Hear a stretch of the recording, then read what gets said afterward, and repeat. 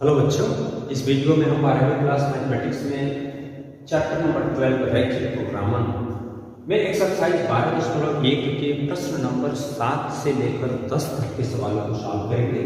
तो आइए question number 7। इसके पहले हम एक वीडियो दे चुके हैं जिसमें क्वेश्चन नंबर 1 to 6 के सभी सवालों को लगाया गया है।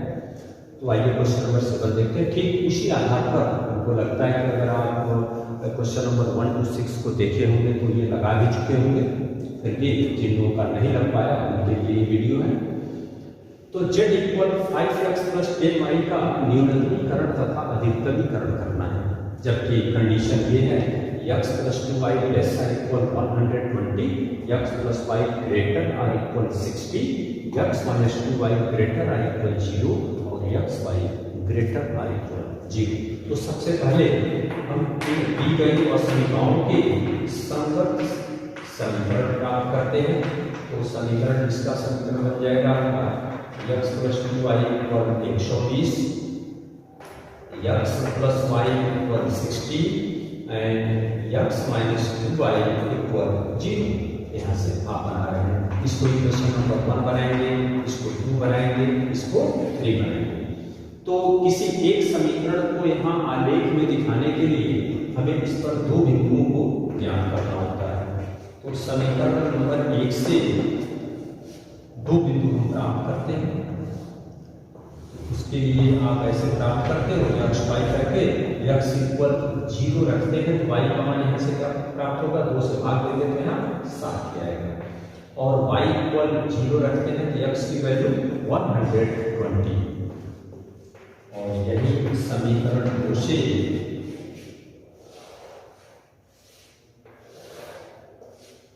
x y, तो x की वैल्यू अगर 0 रखते हैं तो y 60 होगा, y की वैल्यू 0 है तो x भी 60 होगा। तो आइए सबसे पहले इसका ग्राफ बना लेते हैं।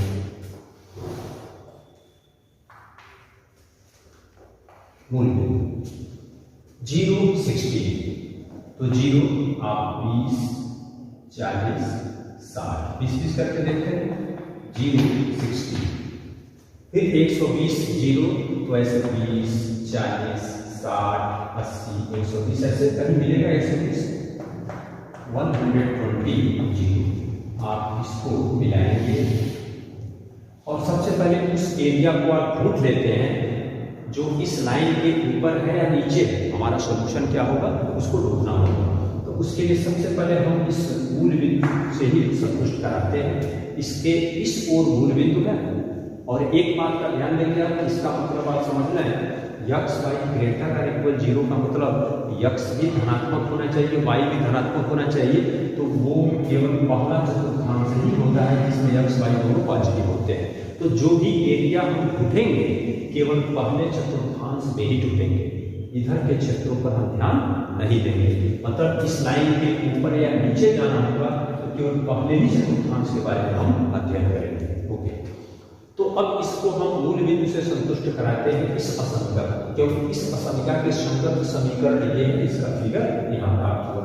तो यहाँ 0 और 0 रखते हैं, तो 0 प्लस 0 लेस आर इक्वल 120, तो 0 लेस आर इक्वल 120। ये बात सही है तो इधर का भाग होगा, गलत है तो इसके ऊपर का भाग होगा। ओके, तो 0 120 से छोटा ही है, इसके इधर का भाग। अभी हमारा सॉल्यूशन ये जो त्रिभुज टाइप एरिया दिख रहा है ये पूरा है।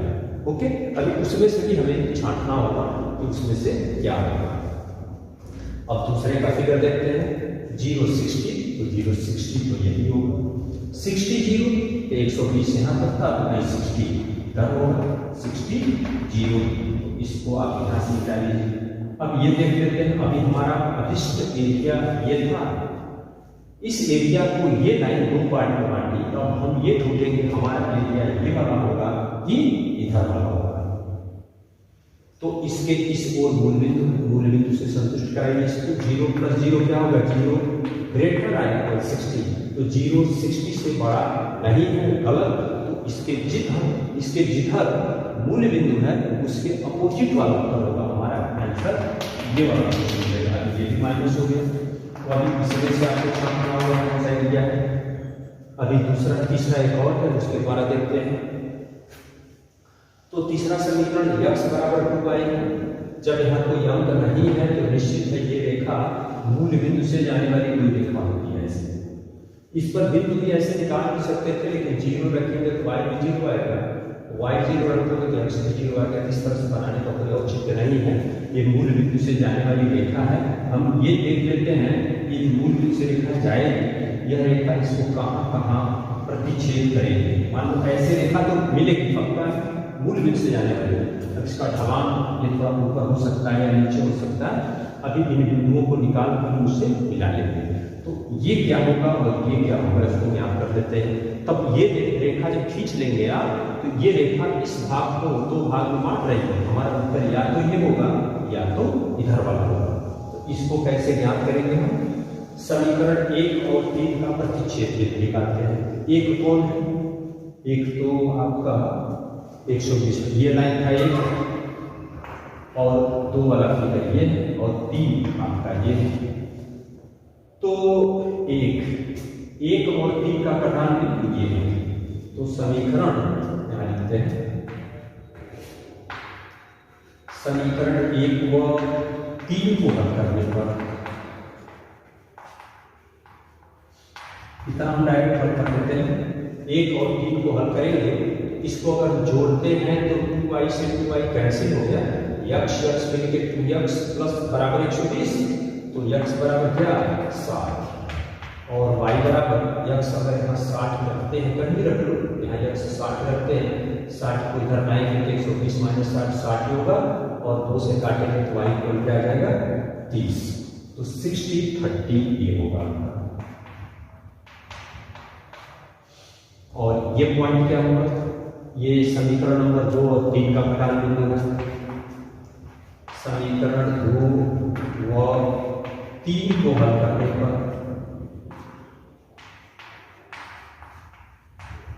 2 व 3 को अगर हल करते हैं तो देख लीजिए, इसमें से इसको घटा दो, x कट गया, ये प्लस हो गया, y प्लस 2y 3y बराबर 60। तो y बराबर 3×20। तो x बराबर क्या होगा? y इक्वल 20 यहाँ रखते हैं तो 20 इधर आएगा, तो 60 माइनस 20 40। तो 40 20 इसका नुकसान क्या होगा? 40 20। तो ये तो कटान बिंदु हो गया। अब हम ये डिसाइड करते हैं इसके इधर का भाग हमारा सॉल्यूशन होगा, इधर वाला या इधर वाला। तो अब इस लाइन को मूल बिंदु से संतुष्ट नहीं कराएंगे। क्यों? क्योंकि ये लाइन मूल बिंदु से ही होके जा रही है। इसके इस ओर चाहे इस ओर, जैसे मान लो इस लाइन की इधर 60 0 है या 120 0 है या किसी एक से संतुष्ट कराओ। अगर संतुष्ट किया तो उसके उस ओर का भागफल होगा, नहीं किया तो उसके विपरीत हो। मान लो 60 0, तो इसमें देखना 60 यहाँ रखते हैं, 60 माइनस 0 ग्रेटर आर इक्वल 0। तो 0 से बड़ा है 60, ये 60 होगा। तो ये बात सही है। तो इधर का ही भाग हमारा सॉल्यूशन होगा। अब जैसे इसके पिछले वीडियो में क्वेश्चन नंबर 1 to 6 आप सॉल्व किए थे, यहाँ कोणीय बिंदु यहाँ किए थे। तो ये कोणीय बिंदु 4 कोणीय बिंदु दिख रहे हैं। इन सभी बिंदुओं पर हम z का मान प्राप्त करते हैं। तो z का मान प्राप्त करने के लिए हमें चार्ट बनाना है।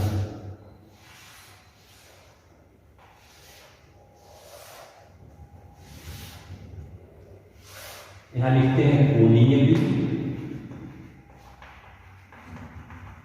और यहाँ लिखते हैं z इक्वल क्या था? f(x + 10y)।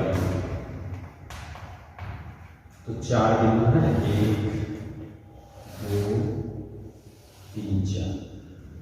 40 20 60 30 60 0। किसी क्रम में लिख सकते, कोई पहले कोई बाद में। 120 0। इस पर मान निकालना है। 40 यहाँ रखते हैं, 5 गुणे 40 तो 4 × 20 200 हो गए और 10 इसमें 200 200 400। 60 रखते हैं तो 6 × 300 ये हो गया और 3 3 600 ये हो गया। 60 रखते हैं तो 6 × 300 ये हो गया और 120 रखते हैं तो 12 × 60 600 ये हो गया। इसमें आप ये देख लें, न्यूनतम मान के आपको क्या करना था? न्यूनतमीकरण और अधिकतमीकरण करना था। तो आप क्या लिखेंगे? न्यूनतम मान क्या है 300, अतः बिंदु 60 की जीरो पर z का न्यूनतम मान क्या होगा 600। आंसर आप यहाँ लिखेंगे, अतः बिंदु 60 जीरो पर z का अधिकतम मान, z का न्यूनतम मान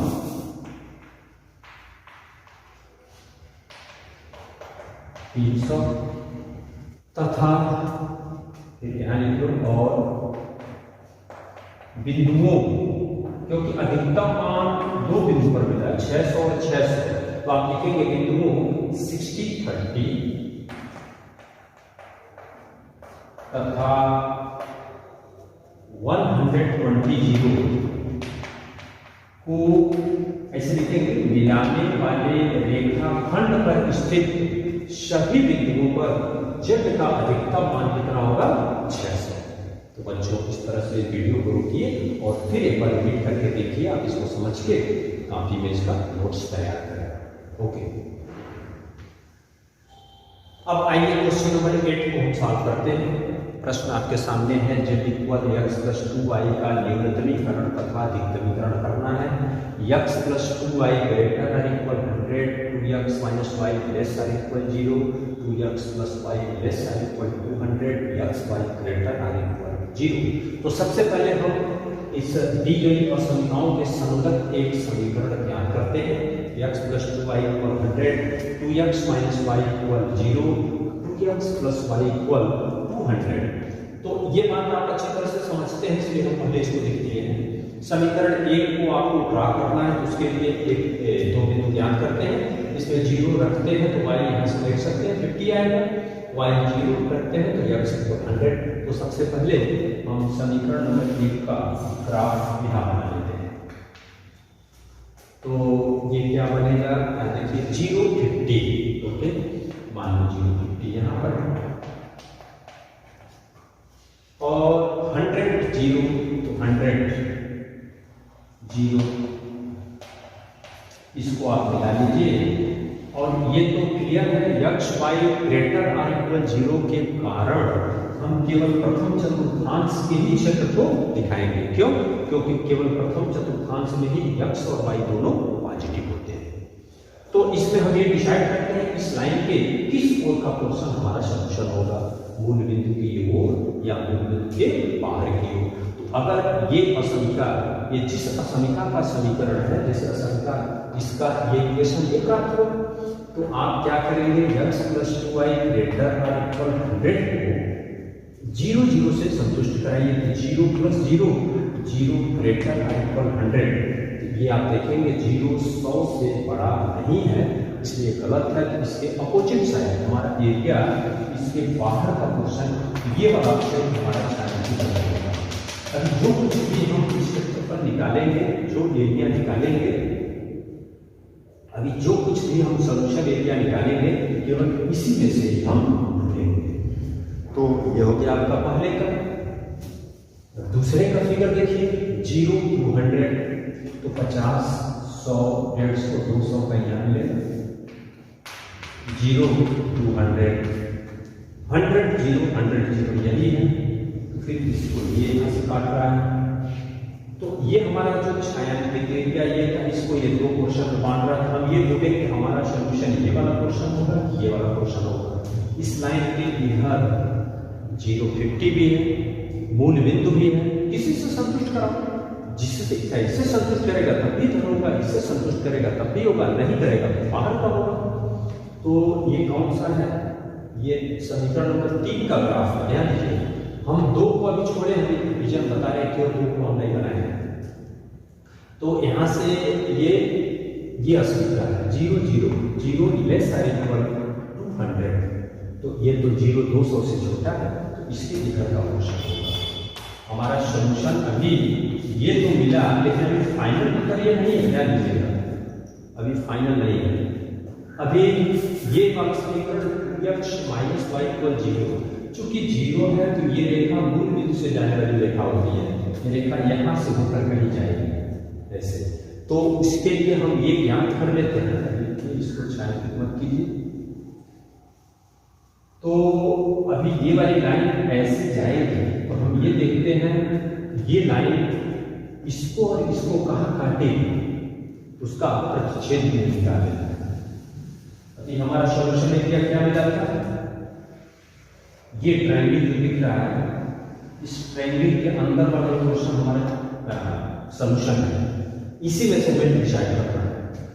तो चलिए, ये 50 वाला था, ये इक्वेशन नंबर 1 था, ये और ये क्या था 3 नंबर ये वाला है।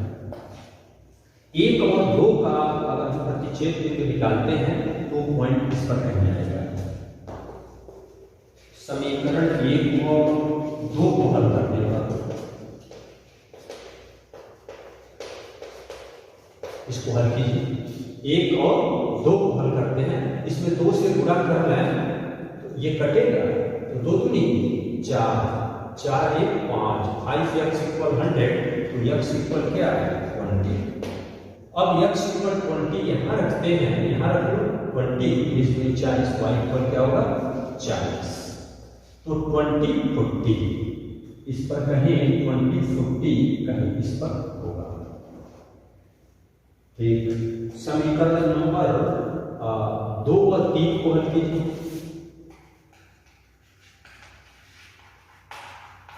3 को हल करने पर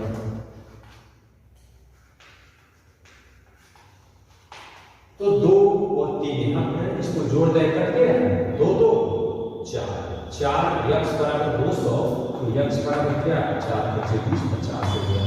और y का मान x इक्वल 50 करके 50 × 100, y इक्वल 100, ये हो गया 50 100, तो 50 यहाँ आएगा कहीं और 100 कहीं इस पर, मतलब ये लाइन ऐसे है, ये होगा 50 100 और ये होगा 20 40।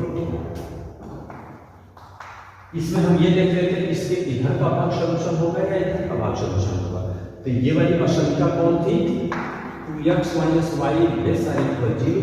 तो इस बिंदु के चलो इधर क्या है 100 0 से ही संतुष्ट कराते हैं, 100 यहाँ रखते हैं तो 100 × 2 200, ये 0 हो गया, लेस आर इक्वल 0, तो ये तो गलत, 200 0 से छोटा नहीं है।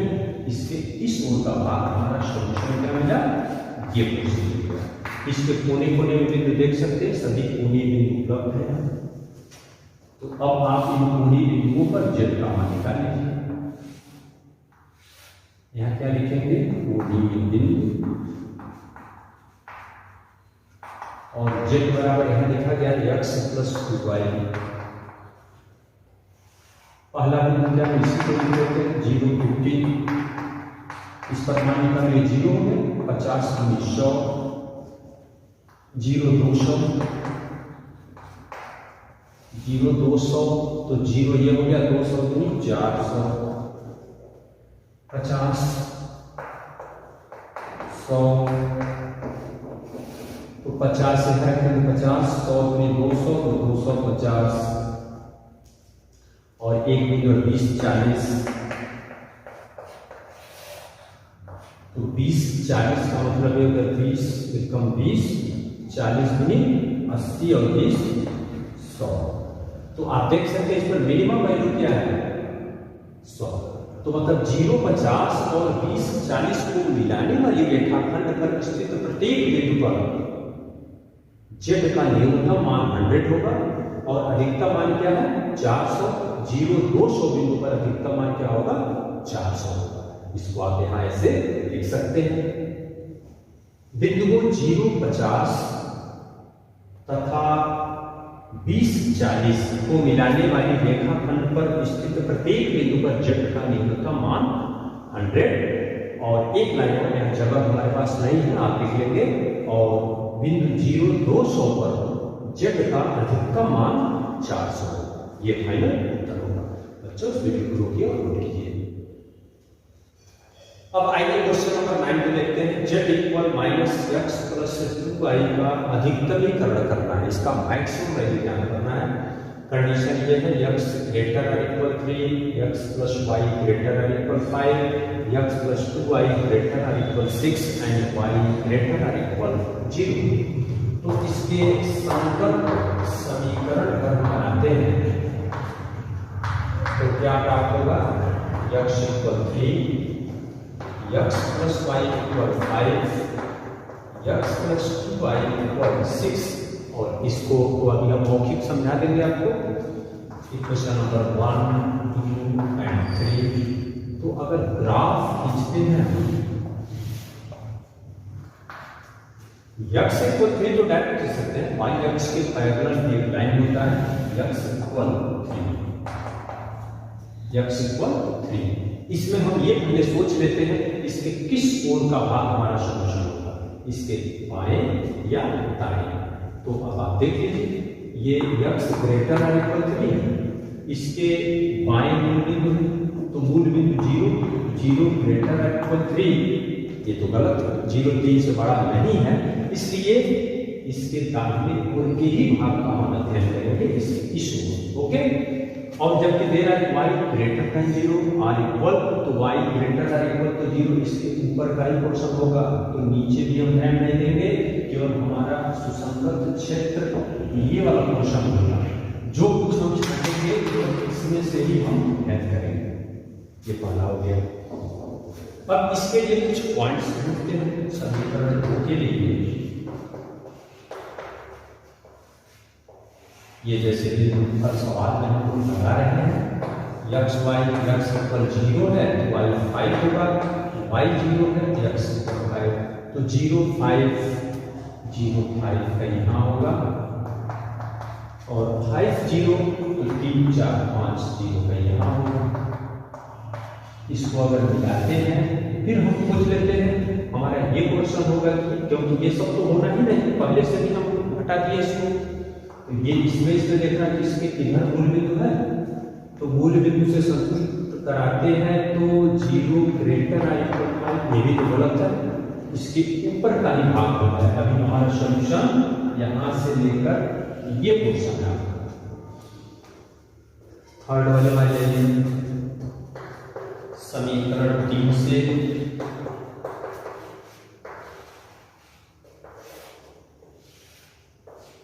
x y, तो समीकरण 3 में x 0 रखते हैं तो y कितना आएगा? 3, तो ध्यान से y को 0 रखते हैं तो x = 6, तो 0 3 कम होगा, 0 3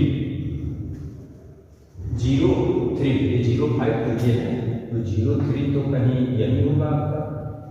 ओके, 0 3 यहाँ हो गया, और क्या था 6 0, तो 6 0 कहाँ होगा? 0 3 कहीं इधर हो गया, और 5 6 0 कहीं इधर होगा। फिर इसको आप यहां से अगर मिलाते हो ऐसे, तो फिर ये ऐसे मिल रहा है, ये क्या होगा आपका 0 3। ओके, तो फिर इसमें हम देखते हैं इसके ये इधर इसके ऊपर होगा कि नीचे होगा, तो फिर इसमें अगर मूल बिंदु से हम संतुष्ट कराएं तो 0 + 0 0 > 6, ये गलत है, इसके ऊपर का ही पोर्शन हमारा एरिया ये पोर्शन है।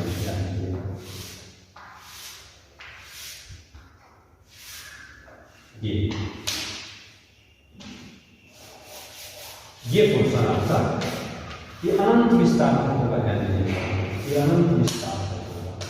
तो हमें इन बिंदुओं को तो ज्ञात करना ही होगा, तभी कोणीय बिंदु मिल पाएगा। तो एक काम करते हैं, ये तो इक्वेशन नंबर 1 है, 2 कौन था? ये वाला था, 5 वाला, 2 ये था और 3 ये था। तो ये वाला प्रधान बिंदु किसका है? 1 और 2 का। तो समीकरण 1 2 को सॉल्व कीजिए। समीकरण 1 और 2 से क्या मिलेगा? x = 3 है और y = यहाँ 3 रखते हो तो y का मान 2 आएगा, 3 2, इसका मान क्या आ गया? ये हो गया 3 और ये मान होगा 2, 3 2। थोड़ा सा फिगर में ध्यान देंगे आप, ये 3 है, 3 के ऊपर था, इसके नीचे ये पॉइंट और ऊपर होना चाहिए था, ऊपर से ज्यादा। आप पेपर पे बनाएंगे तो एकदम हकीकत में बनेगा, ओरिजिनल फिगर होगा, इसमें बढ़ाने की जरूरत नहीं है। ये पॉइंट क्या होगा? 2 और 3 का प्रतिच्छेद बिंदु है, तो समीकरण 2 और 3 से 2 और 3 को सॉल्व करते हैं, इसमें से इसको घटा करके x रख दिया तो y बराबर क्या आएगा 1 और y 1 रखते हैं तो x बराबर क्या आएगा 4 1, इसका घटाना बिंदु क्या होगा 4 1, ये पॉइंट का आपका मिल गया। अब इन बिंदुओं पर 3 ये हो गया 4 1 हो गया, ठीक। तो एक कोणीय बिंदु यहाँ है, एक यहाँ पर है और एक यहाँ पर है। इस पर हम सबसे पहले देखते हैं z का मान।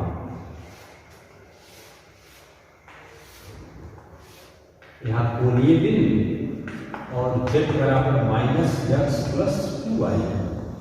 एक पॉइंट आपका क्या है 3 2, 3 2 रखते हैं तो -3 और 2 रखते हैं तो 1 आएगा, -3 2 3 4, फिर पॉइंट क्या 4 1, तो -4 और 1 2 तो -2 हो गया। ये पॉइंट क्या 6 0, 6 0 रखते हैं तो क्या होगा 6 -6, तो यह हो गया -6।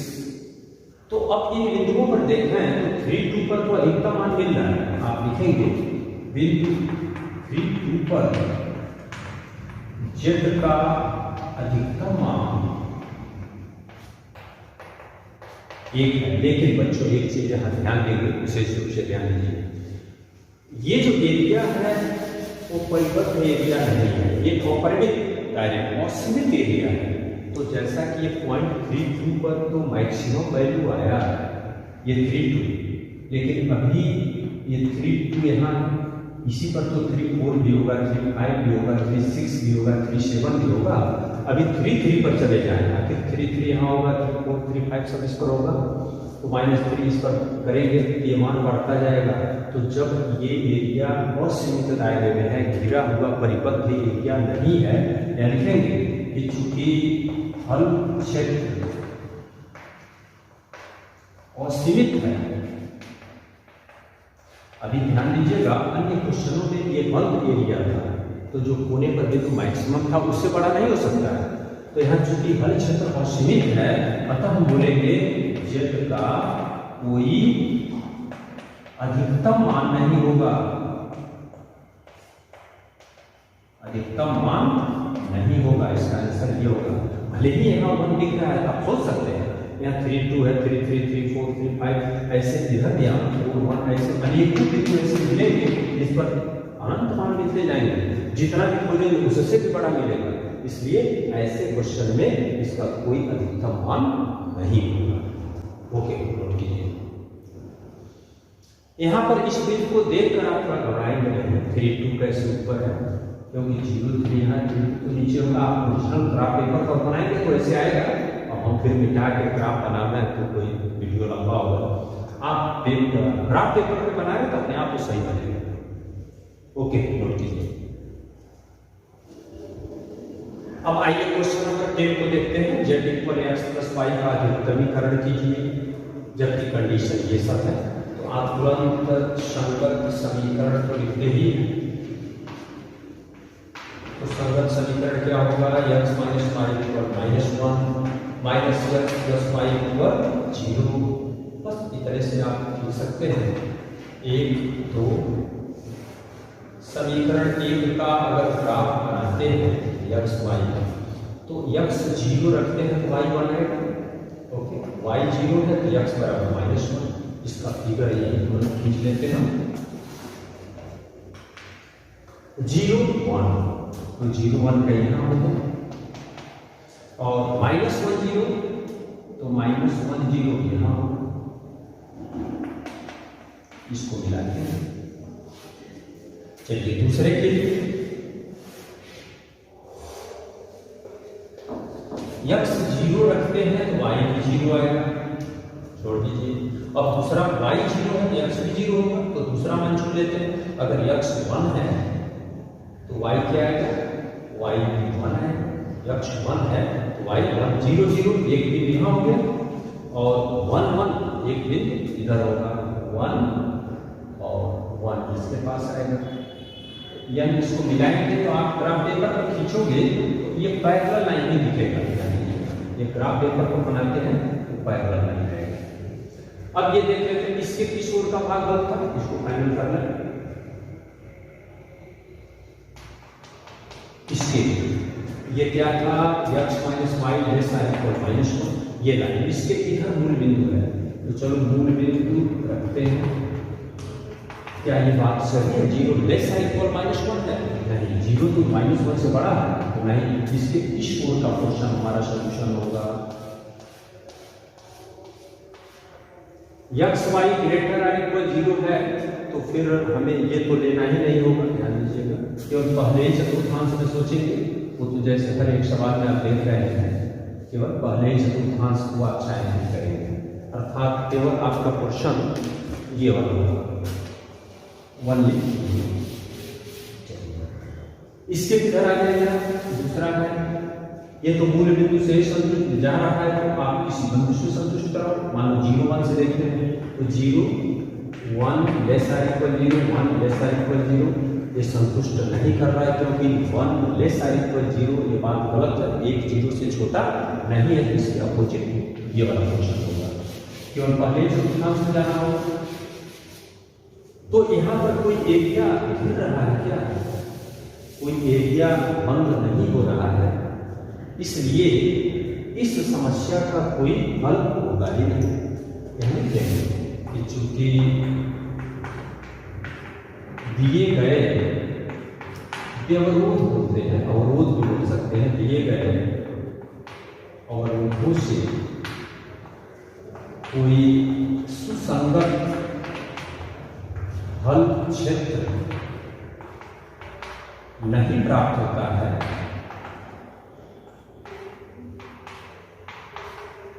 इसलिए दिए गए समस्या का कोई हल नहीं होगा, कोई हल नहीं होगा। अतः यह लिख सकते हैं कि z का कोई अधिकतम मान नहीं प्राप्त होगा, कोई अधिकतम मान नहीं प्राप्त होगा। ओके, तो बच्चों इस तरह से हम एक्सरसाइज 12 स्टूडेंट को कंप्लीट किए। इसके बाद तुरंत हम अगले दिन एक्सरसाइज 12 स्टूडेंटों के सवालों पर विचार करेंगे। उसका वीडियो बहुत जल्दी बना के आपको अपलोड करेंगे, नोट कीजिए।